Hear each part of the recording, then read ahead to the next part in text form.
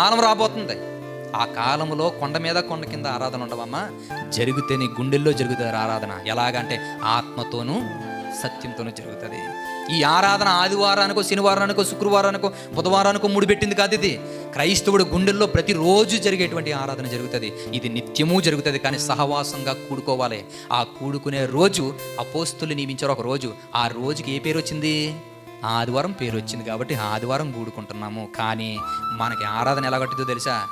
ఒకరోజు ఆరాధన కాదు, క్రైస్తవుడికి చచ్చేంత వరకు ఆరాధన జరగాలి. ఆరాధన అంటే అర్థం ఏంటి తెలుసా? దేవుణ్ణి ప్రేమించడం అంటే మిక్కిలి గొప్పదైన ప్రేమ ఆరాధన అంటే. అదొందా? మిక్కిలి గొప్పదైన ప్రేమ ఆరాధన అంటే దేవుణ్ణి ప్రేమించడం.